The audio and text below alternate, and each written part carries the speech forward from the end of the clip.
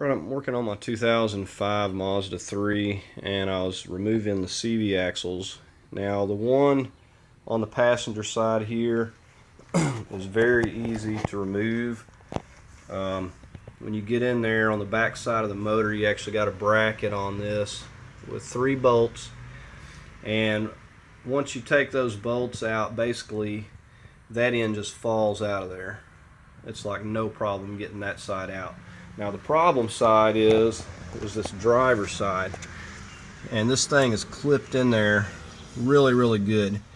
And I tried various methods of trying to pry on it, which I did on my other Mazda, and that worked with a crowbar, but this one here just wouldn't come loose.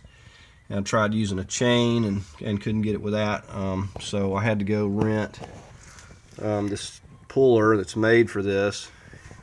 You can see it's got like a hook there, and it screws on to the end of this slide hammer here. Now it still wasn't easy to get it loose even with that, but I got this rented this at AutoZone, and so you're going to need that right there, and that's the slide hammer.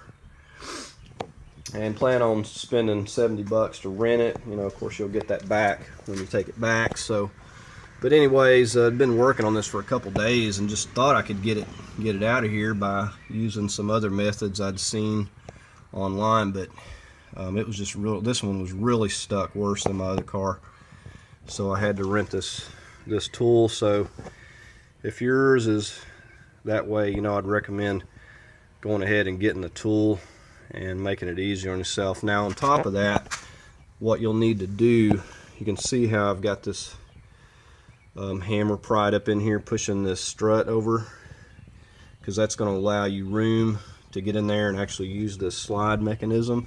And I also took this little link here loose and pushed it over out of the way, because once you get in there, you'll see you kind of need that extra room to where you can slide that hammer down enough to really get the force. Now once I got this pushed over out of the way, it only took about 3 or 4 good slides to get this thing loose, so it really made a big difference. But you know, the hardest part is just, you know, getting it fed up in there, and you just got to kind of work it around till you can get up and behind this, and you can see how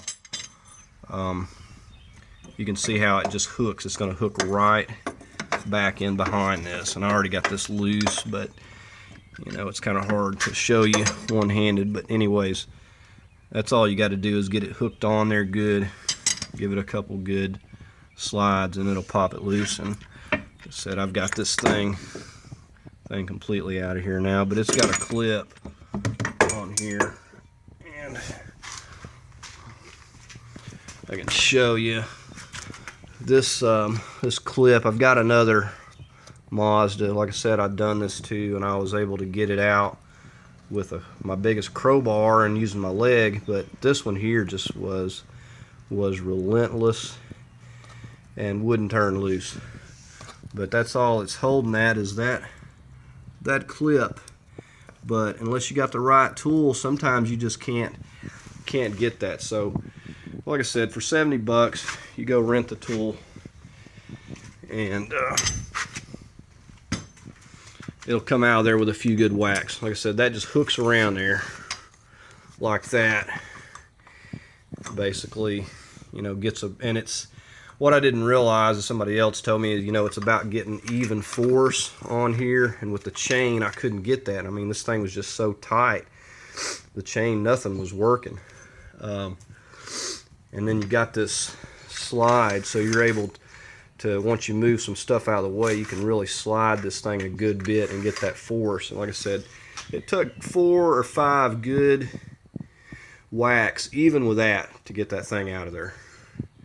I mean, really hitting it hard to get it loose. So I mean, those things, apparently all these Mazda 3s on the driver's side is this way. So if you're struggling with yours, it's common, you know, because my other Mazda was the very same way. So Hopefully that can help out. Like I said, you know, get yourself this tool if you can, and it'll make it a lot easier on you. And thank you for watching.